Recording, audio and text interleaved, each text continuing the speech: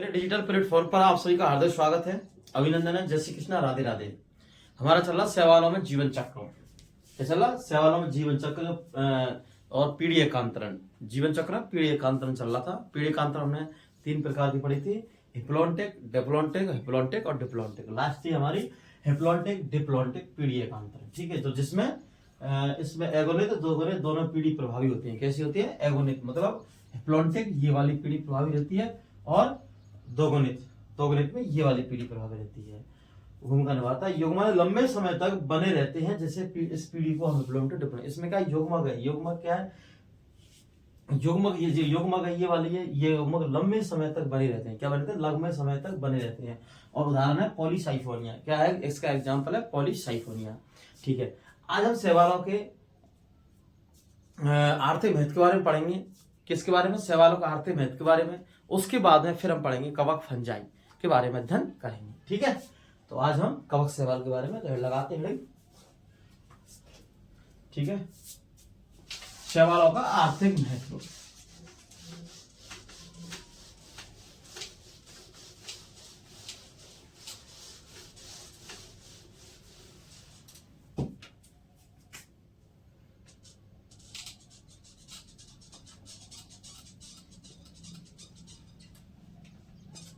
शैवालों का आर्थिक महत्व क्या है? शैवालों का आर्थिक महत्व।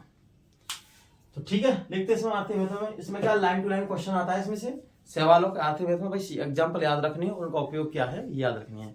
ठीक है, तो फर्स्ट पॉइंट है इसमें कि जो शैवाल है इसमें एक तो सर्गासम,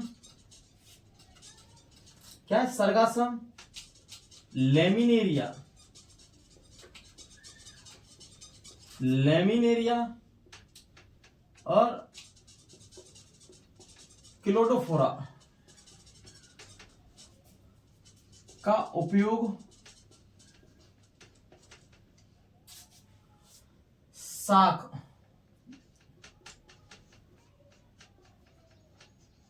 हर्ब्स में।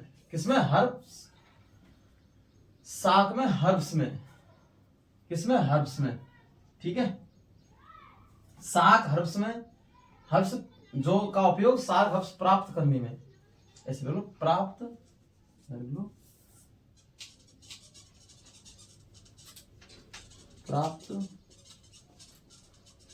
करने में किया जाता है, किया जाता है साक हर्ब्स। ठीक है, और क्योंकि सर्गासम, लेमिनेरिया, क्लोडोफोरा का उपयोग सार्क मतलब हर्ब्स के उपयोग में किया जाता है, के को प्राप्त करने में किया जाता है। क्योंकि क्या है? क्योंकि ऐसा क्यों है कि इसका उपयोग किया जाता है सार्क हर्ब्स में? क्योंकि इसमें vitamin V and vitamin C का सोर्स है, स्रोत है, स्रोत होते हैं इसमें। क्योंकि इसमें विटामिन बी का क्या है? स्रोत होते हैं। क्या होते हैं? विटामिन बी और विटामिन सी क्या होते हैं? स्रोत होते हैं। ठीक है, तो पहला पॉइंट हमारा सर्गासम, लेमिनेरिया, क्लोडोफोरा का उपयोग सार्स या हर्ष प्राप्त करने में किया जाता है, क्योंकि इसमें विटामिन ए और विटामिन बी का क्या है? स्रोत है। क्या है? स्रोत है। ठीक है, फिर सेकेंड है इसमें कि ऊडोगोनिया। क्या है? ऊडोगोनिया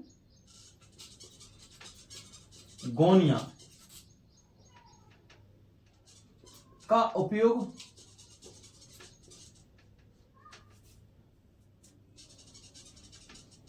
मछली आहार में किया जाता है। मछली आहार में किया जाता है। किसका?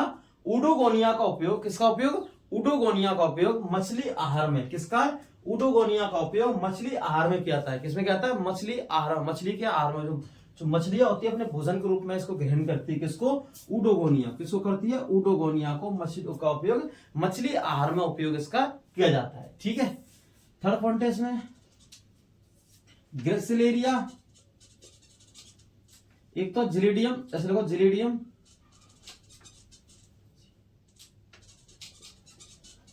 जिलीडियम व ग्रेसिलेरिया,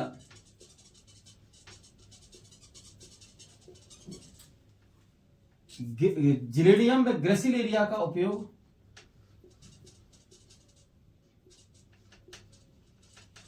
एगार प्राप्त करने में किया जाता है।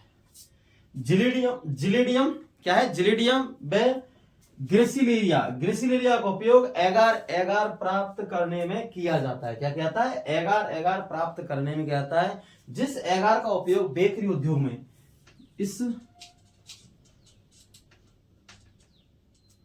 एगार क्या एक जेल है, कैसा जेल, इस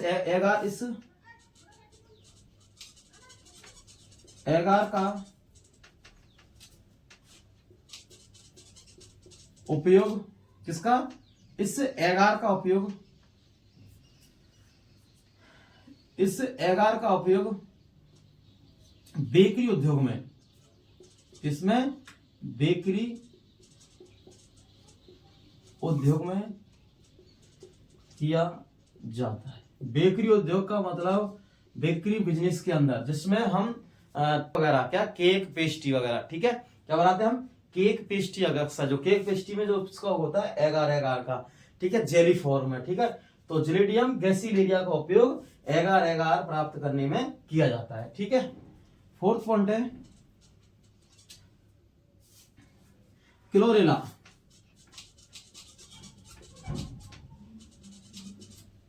क्लोरेला ये किस प्रकार का क्या है? बीजीए, मतलब ब्लू ग्रीन एल्गी है। जो क्लोरेला है एक प्रकार कैसा बीजी है, कैसा है? बीजीए। और ये जो क्लोरेला, इससे क्या होता है? क्लोरिलिन,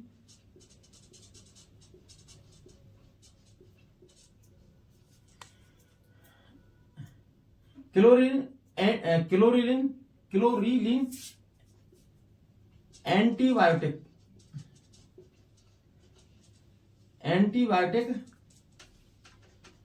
दवाइयां बनाई जाती हैं, मेडिसिन बनाई जाती है। कौन सी? एंटीबायोटिक दवाइयां बनाई जाती है, एंटीबायोटिक मेडिसिन बनाई जाती है। किससे? क्लोरेला से। जो क्लोरिलिन एंटीबायोटिक बनाई जाती है। क्या बनाई जाती है? क्लोरिलिन एंटीबायोटिक बनाई जाती है, ठीक है। इस प्रकार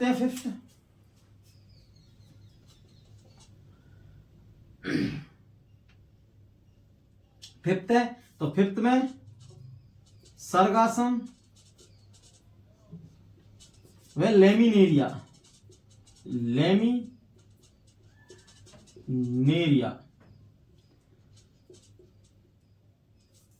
का उपयोग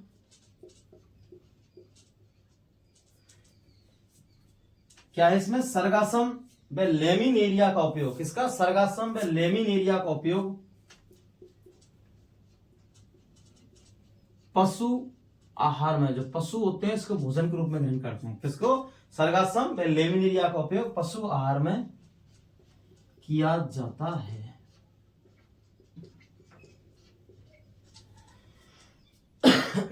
सिक्स पॉइंट है, सिक्स पॉइंट में क्या है हमारे में कि जो सिक्स पॉइंट है, सिक्स पॉइंट क्या कह रहा है कि फ्यूकस, क्या है? फ्यूकस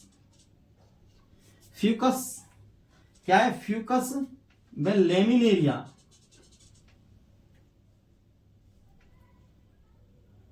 फ्यूकस व लेमिनेरिया, फ्यूकस व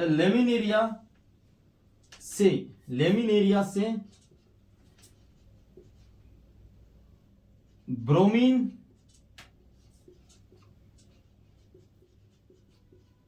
व आयोडीन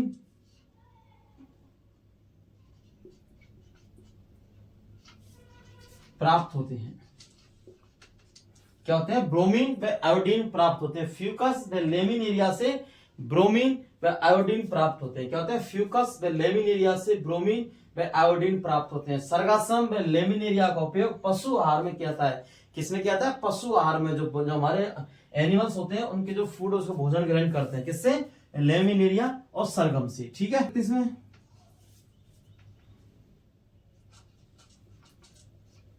कारा व नाइट्रेला,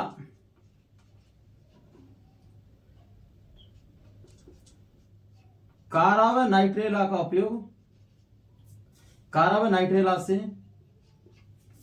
जो मच्छर होते हैं, क्या होते हैं? मच्छर के लार्वा को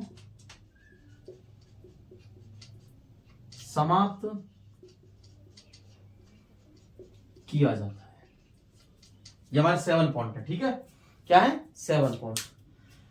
देखो, सर्गासम लेमिनेरिया क्या है? सर्गासम लेमिनेरिया क्लोडोफोरा क्या है? सर्गासम। देखो इसमें क्या है? जो शैवालों का आर्थिक महत्व है, क्या है? आर्थिक महत्व है। कौन सा है? आर्थिक महत्व। ठीक है, क्या है? शैवालों का आर्थिक महत्व। आर्थिक महत्व में सर्गासम लेमिनेरिया क्लोडोफोरा का उपयोग शाक हब्बे प्राप्त करने में किया जाता है, क्योंकि इसमें विटामिन ए और विटामिन सी का स्रोत होता है। कैसा होता है? विटामिन बी और विटामिन सी का स्रोत। उडोगोनिया का उपयोग, किसका? उडोगोनिया का उपयोग मछली आहार में किया जाता है। किसमें? मछलियों के भोजन में किया जाता है। इसका जो जिलिडियम ग्रेसिलेरिया का उपयोग है एगार एगार प्राप्त करने में। क्या है? एगार एगार प्राप्त करने में। इस एगार का उपयोग बेकरी उद्योगों में, बेकरी उद्योग का मतलब होता है जो हमारे केक पेस्ट्री बनते हैं उनमें जो जेल का उपयोग होता है, इसी का होता है ग्रेसिलेरिया और जेलिडियम और ग्रेसिलेरिया। ठीक है, और क्लोरेला बीजीए जो क्लोरीन और एंटीबायोटिक दवा बनाई जाती है। जो क्लोरेला बीजीए, ये हमारे जो मोनेरा, इसमें भी हमने बीजीए का पढ़ा था और इसमें भी थोड़ा सा इसका जिक्र है। किसका? शैवालों में बीजीए का। जो क्लोरेला जैसे क्लोरीलिन या फिर क्लोरेलिन, ऐसे भी लिख लो इसको, या तो क्लोरीलिन या फिर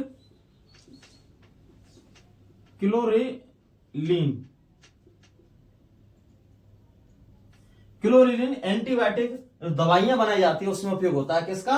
क्लोरेला बीजीए का। सर्गासम में लेमिनेरिया का उपयोग क्या है? सर्गासम में लेमिनेरिया का पशु आहार में किया जाता है। किसमें कहता है? पशु आहार में। जो पशु एनिमल्स होते हैं उनके फूड में। ठीक है, फ्यूकस में लेमिनेरिया से ब्रोमीन व आयोडीन प्राप्त होती है। कैसे होती है? फ्यूकस व लेमिनेरिया से। किससे? फ्यूकस व लेमिनेरिया से क्या प्राप्त होती है? ब्रोमीन व आयोडीन प्राप्त होती है। कारा व नाइट्रेला से मच्छर के लार्वा को समाप्त किया जाता है। कैसे? कारा व नाइट्रेला से कुछ मेडिसिन बनती है जिससे मच्छर के लार्वा को समाप्त किया जाता है। ठीक है, ये आते हैं शैवालों की हानियां। ठीक है, शैवालों का आते हैं तो कुछ शैवालों की हानियां होती हैं शैवालों से। ठीक है,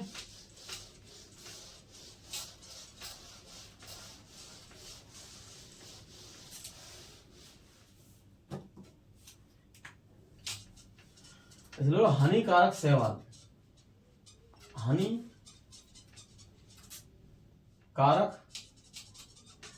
शैवाल क्या है? हानिकारक शैवाल क्या है? हानिकारक शैवाल। हमारा हेडिंग क्या है? हानिकारक शैवाल। ठीक है, अब देखो लगाते हैं इसमें, बोल लगते इसमें सिफिलुरोस। क्या है? सिफिलुरोस। कौन सा? सिफिलुरोस वायरेंस। क्या है? सिफिलुरोस वायरेंस। जो सिफिलुर वायरेंस है ये चाय की पत्ती, किसकी पत्ती? सिफिलुर वायरेंस है ये चाय की पत्ती, किसकी पत्ती? चाय की लीव्स, टी लीव्स, चाय की पत्ती, कॉफी,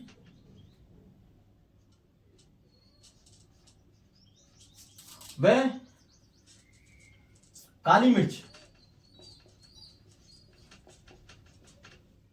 काली मिर्च में रेड रस्ट या फिर रेड रूट, सिफिलुरुस या वायरेंस। ये क्या है? सिफिलुरुस वायरेंस है, ये एक प्रकार का शैवाल है। कैसा है? शैवाल है सिफिलुरुस वायरेंस। तो चाय की पत्ती व कॉफी व काली मिर्च में क्या है? काली मिर्च में रेड रस्ट या फिर रेड रोट या फिर लाल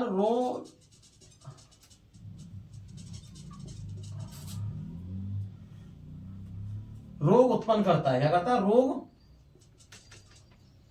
उत्पन्न करता है। ठीक है, नेक्स्ट लिखते इसमें जो बीजीए की हानियां भी शामिल है। ठीक है, क्या है? बीजीए की हानियां भी शामिल है। ठीक है, तो ये हानिकारक शैवाल है। क्या है? हानिकारक शैवाल है। कि हानिकारक शैवाला में सिक्लूरोस बाइरेंस, चाय की पत्ती, कॉफी की जो पत्ती होती है, और काली मिर्च में रेड रस्ट या रेड रूट रोग उत्पन्न करते हैं। क्या करते हैं? रेड रूट या रेड रोग उत्पन्न करते हैं। और बीजीए की हानियां भी क्या है? इसमें शामिल है। क्या है? बीजीए की हानियां भी इसमें क्या है? शामिल है। ठीक है, अब लगाते हैं हम फंजाई, कवक का अध्ययन करते हैं नेक्स्ट पर। ठीक है, तो नेक्स्ट पर हमारा कवक के बारे में अध्ययन करते हैं। ठीक है, फंजाई के बारे में पढ़ेंगे हम। ठीक है, कवक।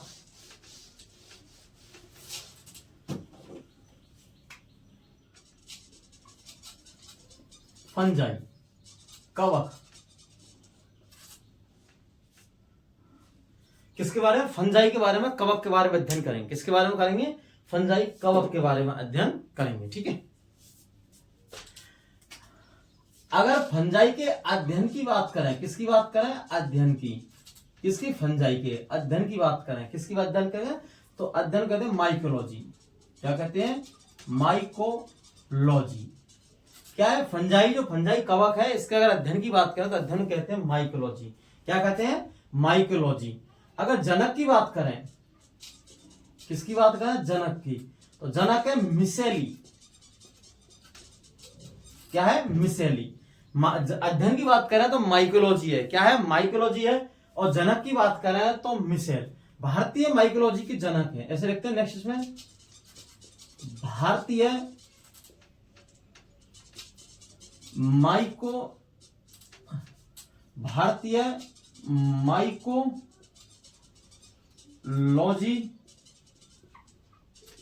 के जनक,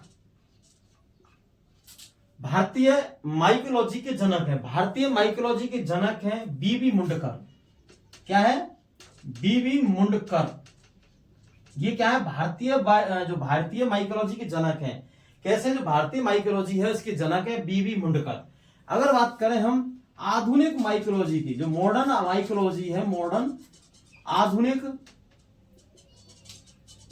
माइकोलॉजी के जनक है, तो एंटोन डीवेरी।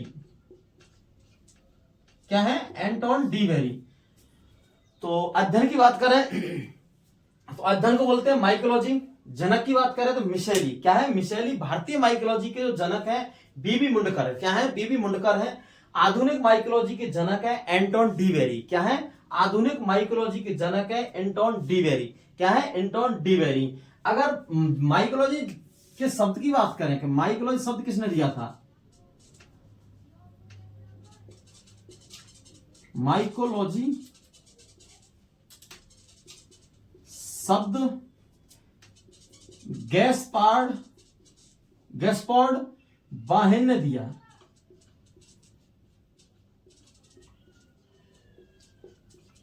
था।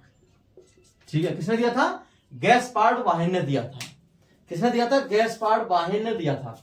ठीक है, तो ये टर्म्स हमको याद है। अध्ययन की बात कर रहे हैं, फंजाई जो मतलब कवक है, तो कवक के अध्ययन को कहते हैं माइकोलॉजी। क्या कहते हैं? माइकोलॉजी। अगर जनक की बात करें तो मिशेली। क्या? मिशेली। भारतीय माइकोलॉजी के जनक है बीबी मुंडकर। क्या है? बीबी मुंडकर। नाम याद रखना है, बीबी मुंडकर।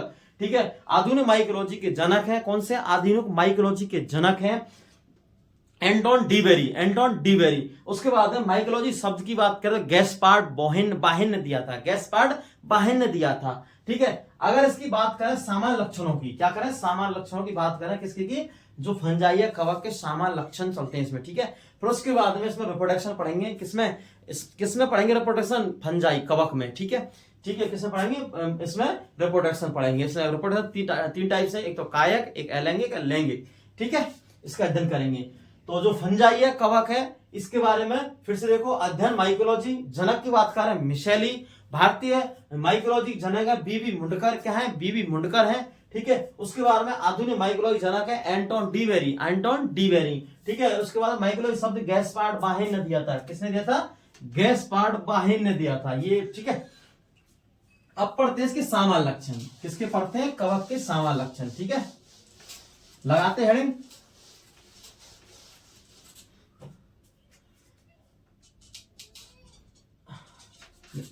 पेन चेंज करें, ठीक है। सामान्य लक्षण,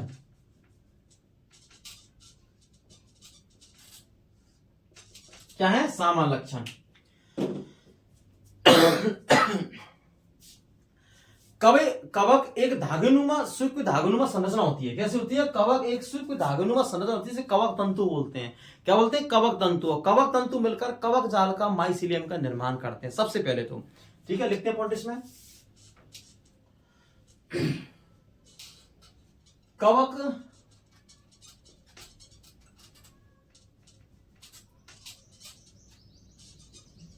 धागेनुमा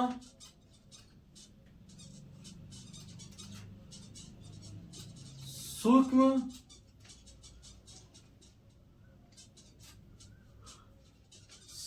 संरचना होती है, कवक धागेनुमा सूक्ष्म संरचना होती है, क्या होती है, कवक धागेनुमा सूक्ष्म संरचना होती है, क्या होती है, कवक धागेनुमा सूक्ष्म संरचना होती है, कैसे होती है, धागेनुमा सूक्ष्म संरचना होती है, कैसे होती है, धागेनुमा सूक्ष्म संरचना होती है, कौन, कवक, जिसे हम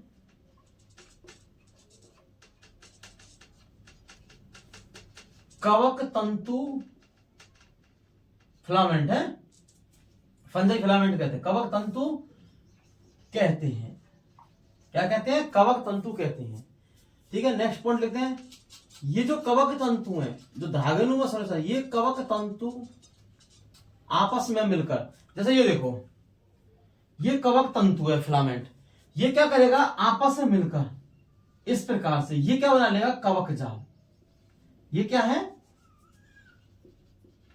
कवक जाल, जिसे कहते हैं माइसीलियम, क्या बोलते हैं इसको, माइसीलियम, क्या बोलते हैं इसको, माइसीलियम बोलते हैं कवक जाल को, ठीक है। तो ये कवक तंतु मिलकर कवक जाल का निर्माण करती है, क्या करते हैं, कवक जाल का, कवक तंतु है ये मिलकर किसका निर्माण करते हैं, कवक जाल का निर्माण करते हैं, क्या करते हैं, कवक जाल का निर्माण करते हैं, और कवक जाल को बोलते हैं माइसीलियम, क्या है, माइसीलियम, ओके। क्या बोलते हैं इसको, कवक का निर्माण करते हैं माइसीलियम, ठीक है, क्या बोलते हैं इसको, माइसीलियम, ठीक है। ये देखो, ये इसको भी नोट कर लेना है, जिससे आ जाएगा कवक जाल, धागेनुमा संरचना है, कैसी, सूक्ष्म धागे, छोटी सी सूक्ष्म मतलब माइक्रो, ठीक है, धागे संरचना होती है, और ये कवक तंतु मिलकर कवक जाल का क्या कर लेते हैं, निर्माण, ठीक है। अब इन कवक तंतु की बात करें, किसकी बात करें, ये कवक तंतु की बात करें, तो कवक तंतु एक तो होते हैं पट्टयुक्त, मतलब पट्टयुक्त, ये होते हैं पट्टहीन, ठीक है। कैसे होते हैं, एक तो होते हैं पट्टहीन और एक होते हैं पट्टयुक्त। पट्टहीन होते हैं मुकर में और पट्टयुक्त होते हैं पेनिसिलियम में, ठीक है। तो ये कवक तंतु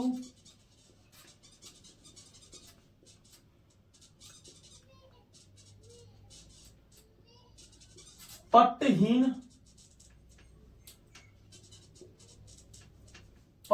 व संकोचीय होते हैं। संकोचीय का मतलब होता है जिसमें बहुत सारे, मतलब जिसमें बहुत सारे केंद्रक हो, क्या हो, जिसमें बहुत सारे केंद्रक हो। तो जिसकी बात करें कि कवक तंतु पट्टहीन व संकोचकीय होते हैं, कैसे होते हैं, संकोचकीय होते हैं, कैसे होते हैं संकोष्ठीय। संकोष्ठीय जिसमें बहुत सारे केंद्रक हो, कैसे हो, बहुत सारे केंद्रक हो, दो या दो से अधिक केंद्रक हो, ठीक है। तो जिसमें ये कवक तंतु पट्टहीन व संकोष्ठीय होते हैं, कैसे होते हैं, कवकहीन पट्टहीन, ठीक है। तो एग्जांपल की बात करें इसमें कि किसमें पट्टहीन होते हैं और संकोष्ठीय, तो म्यूकर में, म्यूकर किसमें होते हैं, म्यूकर में। अगर बात करें हम इसकी, ये कवक तंतु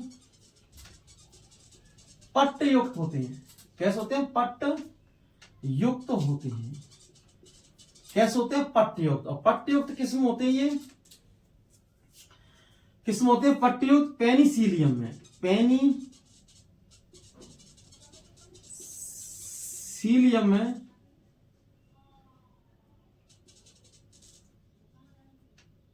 किसमें होते हैं, पेनिसिलियम में, किसमें होते हैं, पेनिसिलियम में। एग्जाम्पल याद रखना है, इसमें से क्वेश्चन बनता है कवक तंतु पट्टयुक्त है, पट्टहीन, और एग्जाम्पल आपको कुछ भी म्यूकर पेनिसिलियम, ठीक है, दोनों को दे सकता है, लेकिन हमें याद रखना है कि कवक तंतु किसमें होते हैं, कवक तंतु पट्टहीन किसमें होते हैं, म्यूकर में, और पट्टयुक्त किसमें होते हैं, पेनिसिलियम में। ये हमें याद रखना है, ठीक है। अगर बात करें, देखो इसके जो सामान्य लक्षण चल रहे हैं, क्या लक्षण, सामान्य लक्षण। अक्सर कई बार एग्जामिनेशन सामान्य लक्षणों से क्वेश्चन पूछ लेता है, क्योंकि रिप्रोडक्शन वाले तो चैप्टर से क्वेश्चन पूछता है, लेकिन जो सामान्य लक्षण है उससे भी क्वेश्चन पूछ लेता है, ठीक है, किसी भी सामान्य लक्षणों से क्वेश्चन पूछ लेता है इसमें, ठीक है। नेक्स्ट चलते हैं आगे। इसमें अगर इसमें बात करें, इसमें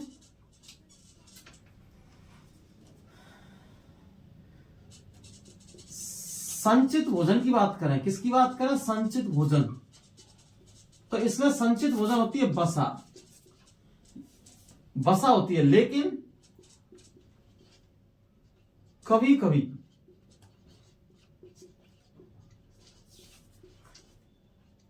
ग्लाइकोजन,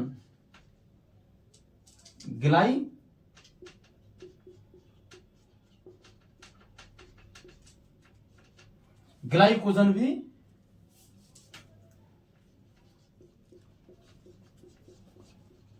होता है।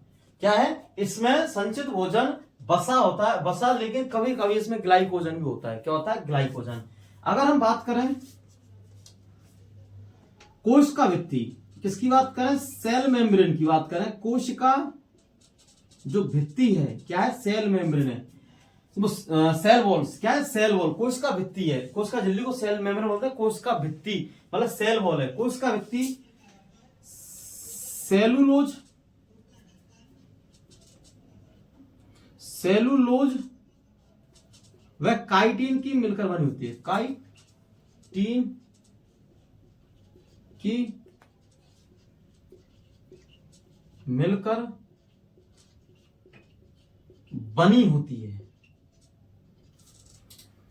कोशिका भित्ति सेलुलोज, क्या है, सेलुलोज है, और सेलुलोज व काइटिन की मिलकर बनी होती है। क्या होती है, कोशिका भित्ति सेलुलोज व काइटिन की मिलकर बनी होती है। क्या होती है, जो कोशिका भित्ति होती है, इनकी सेलुलोज व काइटिन की मिलकर बनी होती है। कैसे बनी होती है, सेलुलोज व काइटिन से मिलकर बनी होती है। कौन, इनकी जो कोशिका भित्ति होती है, क्या होती है, कोशिका भित्ति किसकी, सेवा जो कवकों की, किसकी, कवक की, किसकी, कवक के सामान्य लक्षण है, कवक की जो कोशिका भित्ति होती है कैसी होती है, सेलुलोज व काइटिन की मिलकर बनी होती है, ठीक है। अब देखो, अगर इनकी बात करें पोषण की, और बात करें पोषण से पहले हम इसमें लेते हैं हरित लवक, क्या लेते हैं, हरित लवक, क्लोरोप्लास्ट। तो क्लोरोप्लास्ट एब्सेंट होता है, क्या होता है, एब्सेंट होता है। क्लोरोप्लास्ट क्या होता है, एब्सेंट, क्या होता है, क्लोरोप्लास्ट एब्सेंट होता है, ठीक है। नेक्स्ट आगे बढ़ते हैं, देखो इसको रब कर रहा हूं,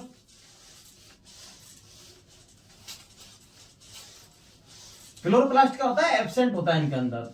अगर जब क्लोरोप्लास्ट एब्सेंट है इनके अंदर, तो ये सिंपल सी बात है कि ये फोटोसिंथेसिस नहीं कर सकते, प्रकाश क्रिया नहीं कर सकते हैं। तो यानी कि पोषण की बात करें तो पोषण होगा इनका विषम पोषी, विषम पोषी पोषण होता है इसका। कैसा होता है, विषम पोषी पोषण, विषम पोषण। अब इनकी बात करें पोषण की, किसकी बात करें, पोषण। तो पोषण होता है विषम पोषी प्रकार का। कैसा होता है? विषम पोषी। और विषम पोषी पोषण है। कैसा है? पोषण की बात करें तो विषम पोषी। विषम पोषी होता है, एक तो होता है मृतोपजीवी और दूसरा होता है परजीवी। क्या होता है? मृतोपजीवी और परजीवी। लिखते हैं मृतोपजीवी के बारे में। किसके बारे में? मृतोपजीवी के बारे में। ठीक है, कि जो मृतोपजीवी पोषण होता है किस प्रकार का होता है? मृतोपजीवी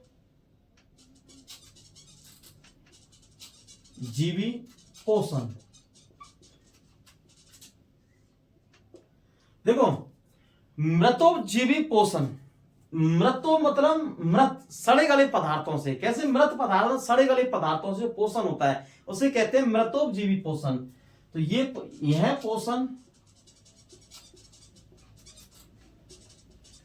सड़े गले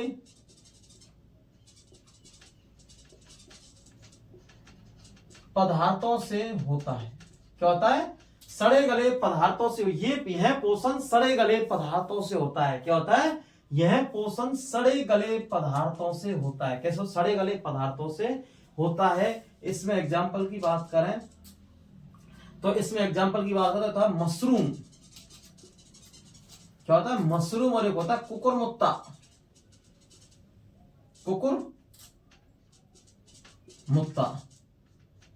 ठीक है, ये दोनों दिखने में कैसे लगते हैं? जो मशरूम होता है इस प्रकार होता है। देखो, आजकल मशरूम प्रोटीन का बहुत ज्यादा सोर्स बन चुका है और लोग इसको भोजन के रूप में ग्रहण करते हैं मशरूम को। ठीक है, वाइट गोल्डन रंग के होते हैं। गोल्डन मशरूम सबसे महंगा होता है। ठीक है, और एक होता है ये वाला, ये तो इसको तो बोलते हैं मशरूम। और एक और होता है इसी में कुकुरमुत्ता, इस प्रकार का। देखो, ये वाला ऐसे होते हैं, फिर इसके जॉइंटेड में ये आ गया। देखो, ये वाला, फिर इसके जॉइंटेड में यह इसी प्रकार से, या नेक्स्ट ऐसे ले लो, ये जॉइंट ग्रुप होते हैं कुकुरमुत्ता। ठीक है, ये भी इस प्रकार से, ये ऐसे, इसे बोलते हैं कुकुरमुत्ता। क्या बोलते हैं? कुकुरमुत्ता। क्या बोलते हैं इसको? कुकुरमुत्ता। देखने में तो एक जैसा लगता है, लेकिन ये जो इसको बोलते हैं सांप की छतरी। क्या बोलते हैं इसको? सांप की छतरी। कई बार क्या है, लोग बच्चे इनसे डराते हैं कि सांप की छतरी है, जब बारिश आती है तो सांप इसको यूज लेता है छतरी को। लेकिन आप देख सकते हैं छोटी सी छतरी है, इसमें तो सांप खाएगा। कितना ज्यादा बड़ा सांप है, उसका सिर तो ढक जाएगा लेकिन बॉडी खा ढकेगी इसकी। तो इसमें देखने में लगती ऐसी इसको है। ठीक है, और ये है मशरूम। ठीक है, इस प्रकार से। तो जो मशरूम है तो इसमें यह सड़े गले पदार्थों से होता है। ठीक है,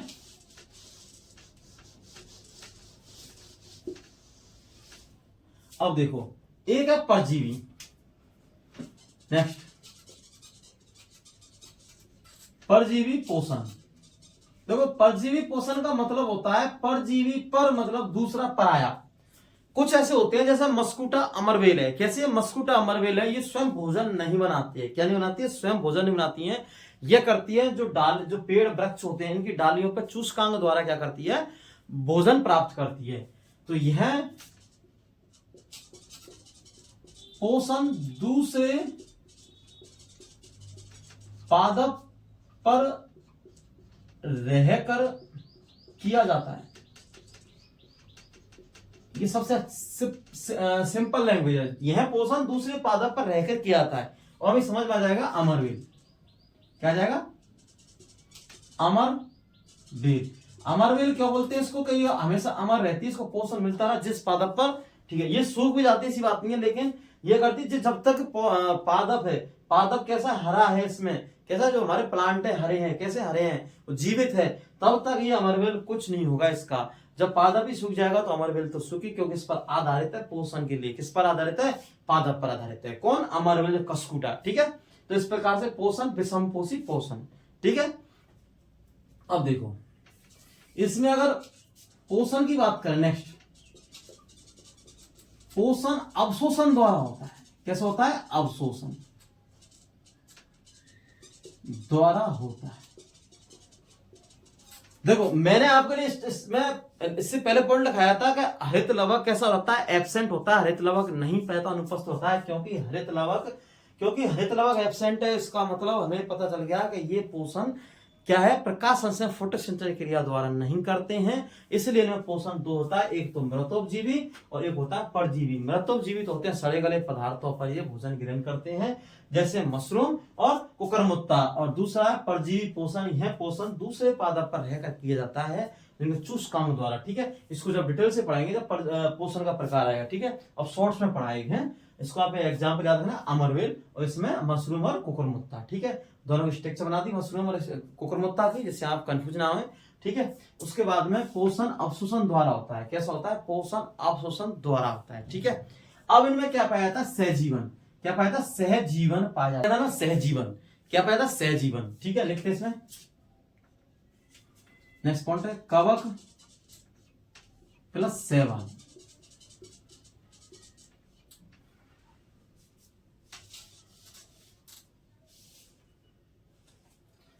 तो इनमें क्या पाया जाता है, सहजीवन। क्या पाया, सहजीवन। ठीक है, तो लिखते इसमें सहजीवन में कवक प्लस शैवाल बराबर सहजीवन।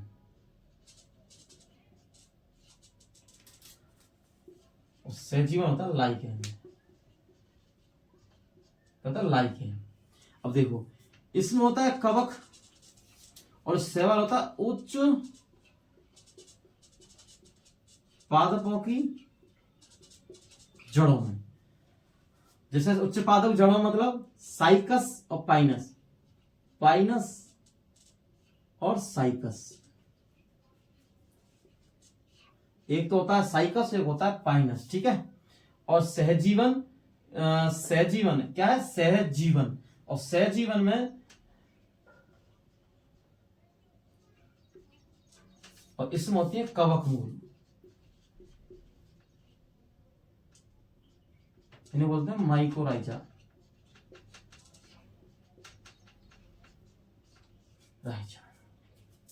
अब देखो सामान्य लक्षणों में पोषण, तो पोषण में विषम पोषित, मृतोपजीवी, परजीवी। ठीक है, मृतोपजीवी पोषण, यह पोषण सड़े गले पदार्थों से होता है, मशरूम, कुकुरमुत्ता। उसके बाद में परजीवी पोषण, यह पोषण दूसरे पादप पर रहकर किया जाता है, जैसे अमरवेल। पोषण अवशोषण द्वारा, जैसे पोषण में की बात करें तो पोषण कौन सा होता है, तो पोषण होता है विषम पोषी पोषण। लेकिन बात करें पोषण किसके द्वारा होता है, तो अवशोषण द्वारा। कैसा होता है, एब्जॉर्प्शन, अवशोषण द्वारा होता है, ये लिखना है। दोनों में देखो अंतर है, पोषण ये इंपॉर्टेंट है, पोषण अवशोषण द्वारा होता है। ठीक है, फिर उसके बाद में सहजीवन। क्या है, सहजीवन। सहजीवन का मतलब होता है एक दूसरे के साथ में रहना। क्या रहना, एक दूसरे के साथ में रहना और एक दूसरे को लाभ पहुंचाना। क्या लाभ पहुंचाना, लाभ पहुंचाना। एक तो होता है लेगुमिनेसी पादप की जड़ों में जो राइजोबियम जीवाणु होता है। क्या होता है, राइजोबियम जीवाणु। ठीक है, इसी प्रकार दूसरा देखो, जो कवक और शैवाल है, सहजीवन पाया जाता है। क्या पाया, सहजीवन। क्या है, कवक व शैवाल। कवक है उच्च पादप की जड़ों में, जो हमारा कवक और शैवाल होते हैं, शैवाल है उच्च पादप की जड़ों में पाए जाते हैं। और ये सहजीवन क्या है, साइकस और पाइनस में ये क्या बनाते हैं, लाइकेन के साथ सहजीवन करते हैं। क्या करते हैं, लाइकेन के साथ सहजीवन। और कवक मूल माइक्रोराइजा इसको बोलते हैं। ठीक है, सहजीवन एक दूसरे को फायदा पहुंचाना, आर्थिक मतलब वो एक दूसरे को आर्थिक पहुंचाना, मतलब लाभ पहुंचाना, एक दूसरे को क्या पहुंचाना, लाभ पहुंचाना, इसी को बोलते हैं सहजीवन। ठीक है, अब पढ़ते हैं हम शैवालों में रिप्रोडक्शन। क्या पढ़ते हैं, रिप्रोडक्शन। शैवाल कवक में रिप्रोडक्शन ऑफ एल फंजाई। ठीक है, एलगी नहीं, फंजाई।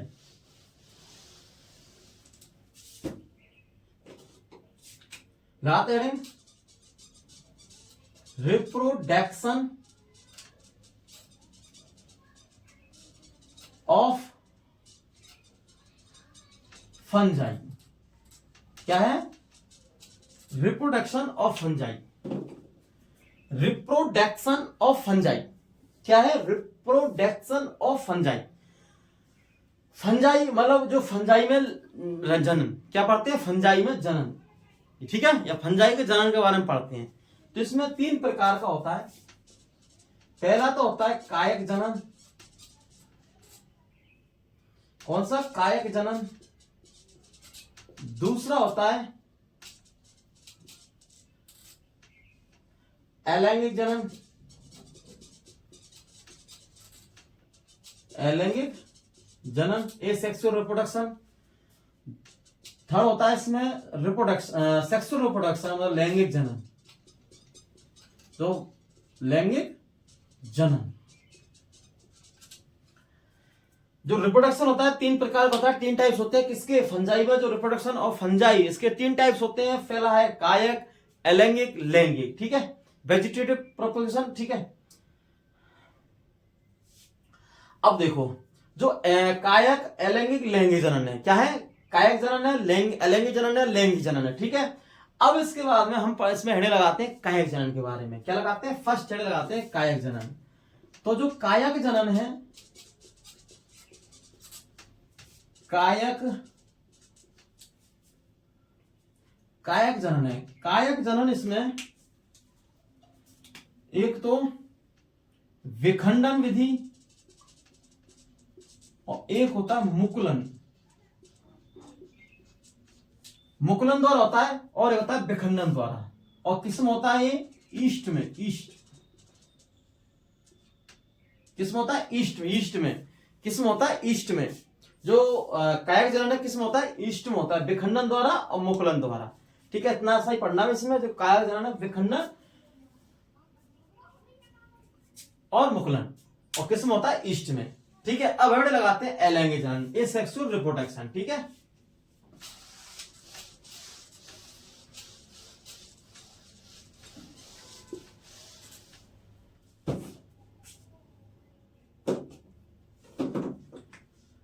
सेकंड है हमारा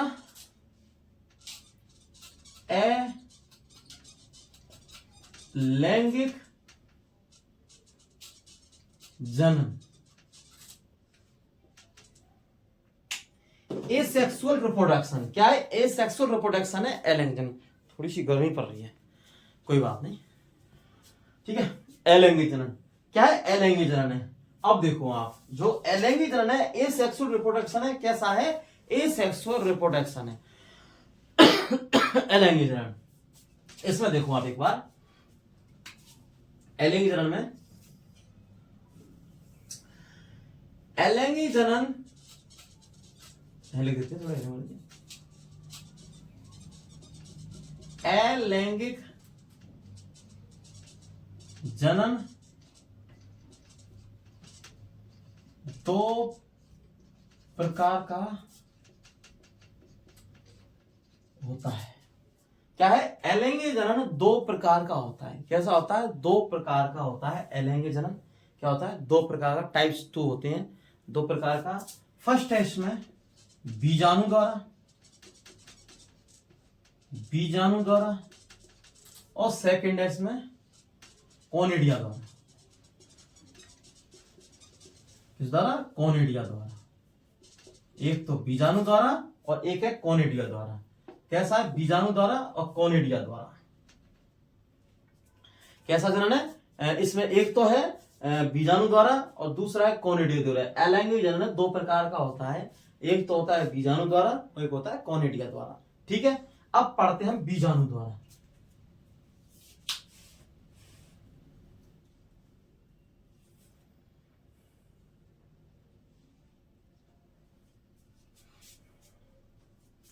क्या पढ़ते हैं? बीजाणु द्वारा, ठीक है। लगाते हैं, इसको अब करता हूं।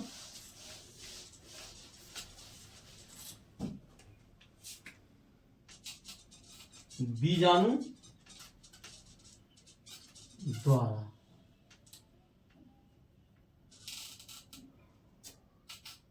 फर्स्ट नंबर का कौन सा द्वारा? बीजाणु द्वारा। किसको द्वारा? बीजाणु द्वारा। किसको द्वारा? बीजाणु द्वारा, ठीक है। बीजाणु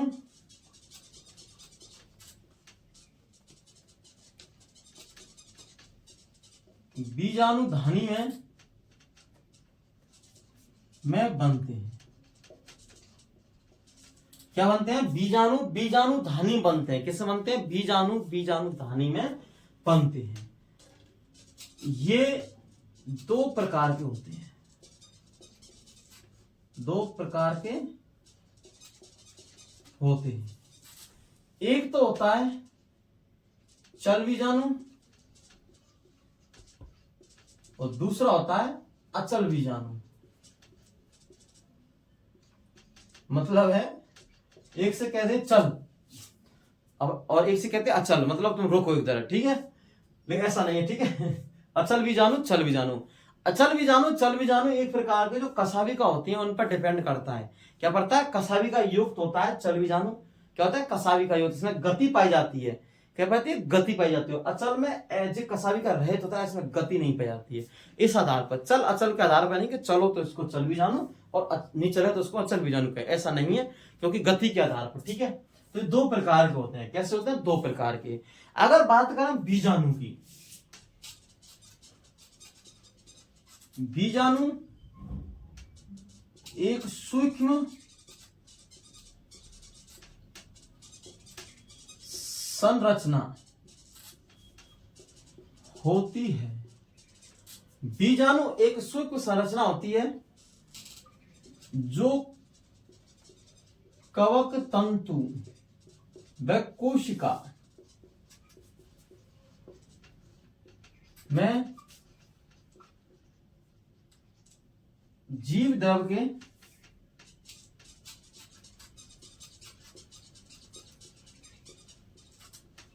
विभाजन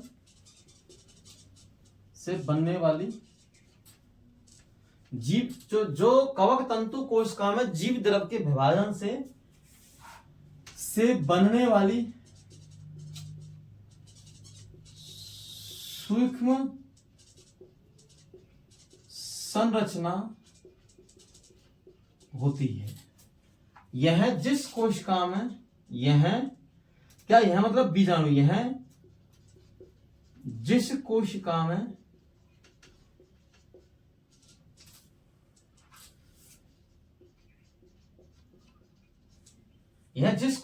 बनते हैं उसे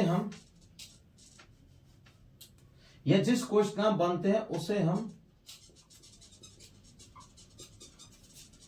बीजाणुधानी कहते हैं। क्या कहते हैं? बीजाणुधानी कहते हैं। देखो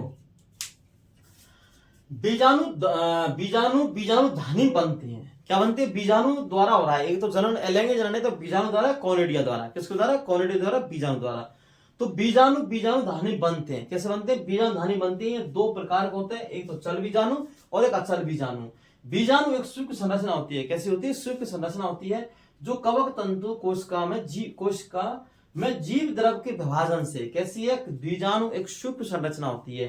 कैसी होती है? सूक्ष्म संरचना होती है जो कवक तंतु या कोशिका में जीव द्रव के विभाजन से बनने वाली सूक्ष्म संरचना होती है। यह जिस कोशिका में बनते हैं, क्या बनते हैं? जो बीजाणु है जिस कोशिका में बनते हैं उसे बोलते हैं हम बीजाणुधानी। तो ठीक है, दोनों टर्म्स हो गए कि बीजाणुधानी बनते हैं, ये इसका मीन्स है, ठीक है। लिखते हैं हम चल बीजाणु के बारे में, इसके बारे में पढ़ते हैं, क्योंकि हमने बीजाणुधानी में जो बीजाणु बनते हैं, बीजाणुधानी बीजाणु बनते हैं, ये दो प्रकार के होते हैं, चल बीजाणु, अचल बीजाणु। अब पढ़ेंगे चल बीजाणु के बारे में। तो चल बीजाणु क्या है? चल बीजाणु दो कसाविका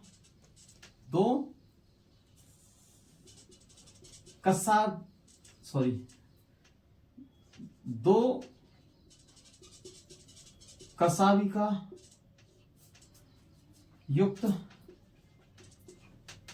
व एक केंद्रीय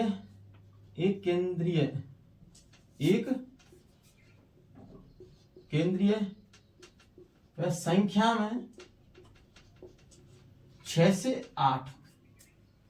क्या है? संख्या में 6 से 8 केंद्रीय। इस प्रकार देखो, इनकी संख्या होती है चल बीजाणु की इस प्रकार से, जिनको जूस्पोर बोलते हैं। क्या बोलते हैं? जूस्पोर। ऐसे 6 से 8 होते हैं संख्या में। क्या होते हैं? 6 से 8, ठीक है, 6 से 8 होते हैं संख्या में। चल बीजाणु दो कसाविका युक्त एक केंद्रकीय संख्या में 6 से 8। कैसे होते हैं? 6 से 8 होते हैं संख्या में। कैसे होते हैं? एक केंद्रकीय संख्या में 6 से 8 होते हैं, ठीक है। वह किडनी सेव, क्या होते हैं, किडनी से वृक्काकार की, वृक्काकार मतलब किडनी सेफ, किडनी सेफ होते हैं। कैसे होते हैं, किडनी इस प्रकार देखो, ये हमारे ऐसे किडनी होती है, ठीक है, इस प्रकार किडनी सेफ, एक दाएं किडनी बाएं किडनी होती है, लेकिन हम एक किडनी बना रहे हैं, किडनी सेफ। वह गतिशील होती है, गतिशील होती है। क्या होता है, गतिशील। तो चल भी जानो, दो कसावी का युक्त के केंद्र की है, एक केंद्र की संख्या में 6 से 8 वृक्काकार किडनी सेव होते हैं। क्या होते हैं, किडनी सेव, ठीक है।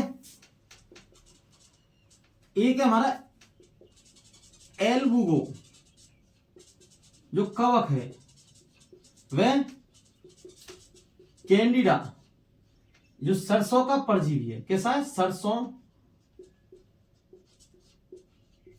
का परजीवी होता है।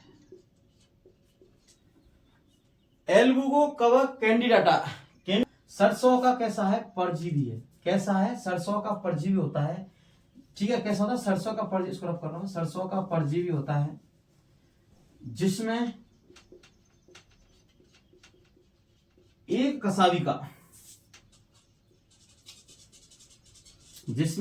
कसाविका, चाबुक के समान, तो दूसरी कसाविका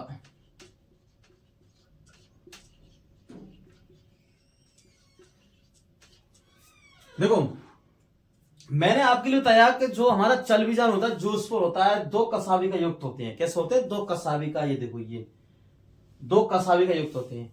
एल्बुगो कवक है और कैंडिडाटा सरसों का परजीवी होता है जिसमें एक कसाविका चाबुक के समान होती है। कैसी, चाबुक, जो घोड़े के लिए चाबुक लगाते हैं, इसे फटकार लगाते हैं, चाबुक के समान।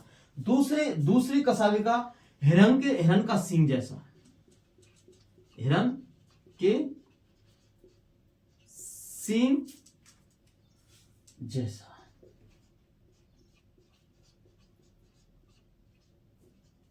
ठीक है।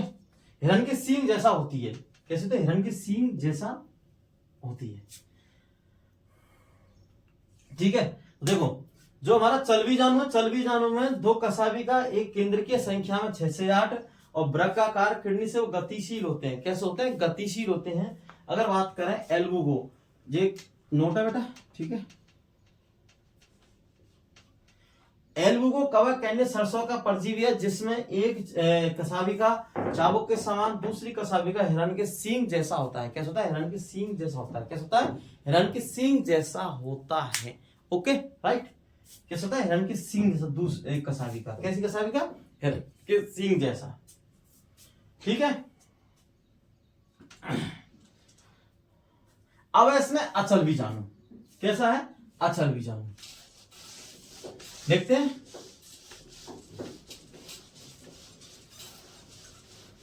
चल भी जानू हमारा हो गया, अचल भी जानू। अब क्या पढ़ेंगे हम, अचल भी जानू। क्या पढ़ेंगे, अचल भी जानू। अचल बीजाणु कसाविका रहित, वह अचल बीजाणु कसाविका रहित। कैसा, अचल बीजाणु है जो कसाविका रहित। कैसा है, कसाविका रहित है। कौन है, अचल बीजाणु कसाविका रहित है। कैसा है, अचल बीजाणु कसाविका रहित है। कैसा है, कसाविका रहित है, ठीक है। वह अगतिशील होते हैं, जिसमें देखो, जिसमें कसाविका है नहीं तो वो अगतिशील होगा, ठीक है। लिखते हैं नेक्स्ट, बीजाणु धानी है, बीजाणु धानी के फटने पर बीजाणु मुक्त होते हैं। बीजाणु धानी के फटने पर बीजाणु मुक्त होते हैं और बीजाणु के चारों ओर मोटी भित्ति का निर्माण होता है। बीजाणु धानी के फटने पर बीजाणु मुक्त होते हैं। कैसे होते हैं? बीजाणु धानी के फटने पर बीजाणु मुक्त होते हैं। बीजाणु के चारों ओर मोटी भित्ति का निर्माण होता है। कैसा होता है? बीजाणु के चारों ओर मोटी भित्ति का निर्माण होता है। क्या होता है? बीजाणु चारों ओर मोटी भित्ति का निर्माण होता है, क्योंकि बीजाणु वातावरण में पड़े रहते हैं लंबे समय तक। इसके लिए बीजाणु धानी के और चारों पर, क्योंकि प्रतिकूल परिस्थितियों में ये वातावरण में लंबे समय तक पड़े रहते हैं। कौन? बीजाणु। इसलिए इसके चारों ओर मोटी भित्ति का निर्माण होता है। जैसे ही अनुकूल परिस्थिति आती है, क्या आती है? अनुकूल परिस्थिति, तो ये अंकुरित होकर जनन नलिका का निर्माण करते हैं। ठीक है, और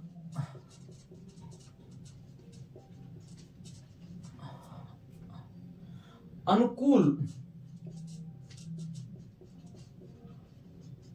परिस्थिति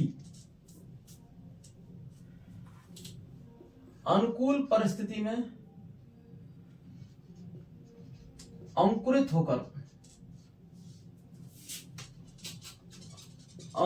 होकर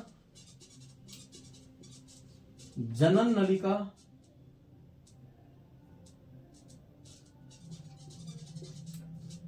नलिका का क्या है? और ये अनुकूल परिस्थितियों में अंकुरित होकर जनन नलिका का निर्माण करती है। जनन नलिका का निर्माण करती हैं। जनन नलिका का, देखो ये हमारे क्या है? बीजाणु है, और बीजाणु ये जनन नलिका का निर्माण करते हैं। क्या करते हैं? जनन नलिका का निर्माण करते हैं। ये बीजाणु है, अंकुरित होकर किसका निर्माण करते हैं? जनन नलिका का निर्माण करते हैं।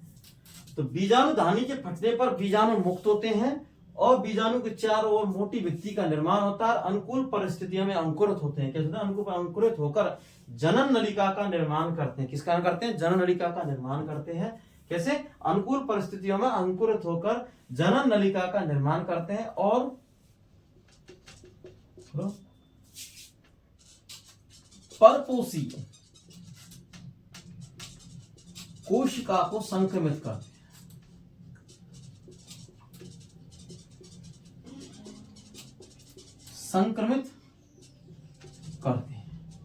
क्या करते हैं? परपोषी कोशिका क्या करते हैं? संक्रमित करते हैं। क्या करते हैं? संक्रमित करते हैं। इसके एग्जांपल की बात करें तो एक तो राइजोपस, जिसको ब्रेड मोल्ट बोलते हैं, राइजोपस, और एक है म्यूकर। क्या है? राइजोपस और म्यूकर। ये जनन नलिका का निर्माण हो गया। ठीक है, तो जो अचल बीजाणु है, अचल बीजाणु कसाविका गतिशील होते हैं, जिनमें गति नहीं पाई जाती है। ठीक है, मूवमेंट। ठीक है, बीजाणु धानी के फटने पर बीजाणु मुक्त होते हैं। क्या होते हैं? देखो हमने बताया था कि बीजाणु द्वारा जनन हो रहा है, तो बीजाणु धानी के अंदर बीजाणु का निर्माण होता है, और बीजाणु धानी के फटने पर बीजाणु मुक्त होते हैं। बीजाणु के चारों मोटी भित्ति का निर्माण होता है। मोटी भित्ति का निर्माण होता है कि बीजाणु वातावरण में लंबे समय तक पड़े रहते हैं प्रतिकूल परिस्थिति में। जैसे इनको अनुकूल परिस्थिति आती है, तो अनुकूल परिस्थिति में ये अंकुरित होकर जनन नलिका का निर्माण करते हैं और परपोषी कोशिका को संक्रमित करते हैं। कैसे करते हैं? संक्रमित करते हैं। ठीक है, और एक है राइजोपस और दूसरा है म्यूकर। कौन सा है? राइजोपस और म्यूकर।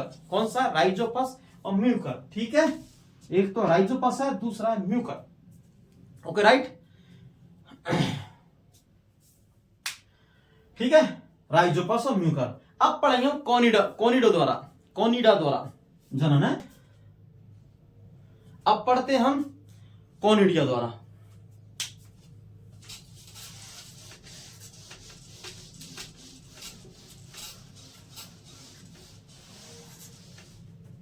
किसको द्वारा? कोनिडिया द्वारा।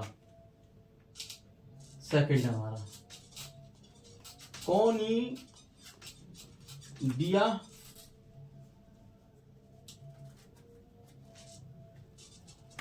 द्वारा। किसके द्वारा? कोनिडिया द्वारा। तो जो कोनिडिया है, जो कॉनिडिया शुक्र संरचना होती है कैसे होती है, शुक्र संरचना।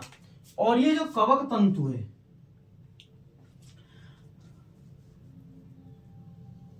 ये वाला क्या है, ये कवक तंतु है। कवक तंतु के ऊपर एक शुक्र संरचना होती है, ये वाली, इसे बोलते हैं कॉनिडिया। और ये क्या है, कवक तंतु।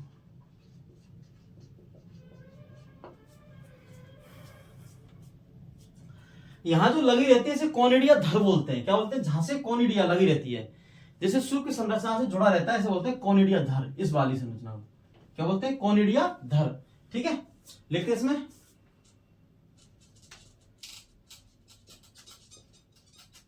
कॉनिडिया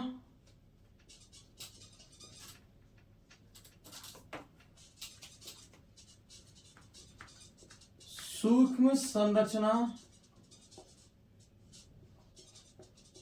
होती है जो कवक तंतु के शीर्ष पर लगी रहती है, जिसे कॉनिडियम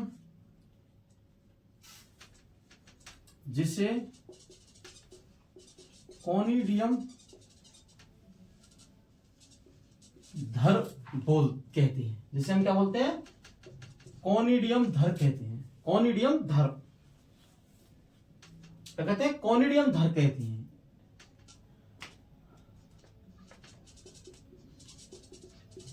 कॉनिडियोफोर क्या कहते हैं, कॉनिडियोफोर बोलते हैं, कॉनिडियम धर बोलते हैं। ये कवक तंतु से अलग होकर, ये कवक तंतु से अलग होकर अंकुरित होती है और कवक जाल का निर्माण करती है। एग्जाम्पल की बात करें, म्यूकर और एल्ब्यूगो। ठीक है, देखो कैसे, देखो ये जो क्या है, कॉनिडिया है, क्या कॉनिडिया, और ये क्या कवक तंतु है। इस कवक तंतु से जो लगी रहती है इसे कॉनिडियम धर कहते हैं, जिसे कॉनिडियोफोर बोलते हैं।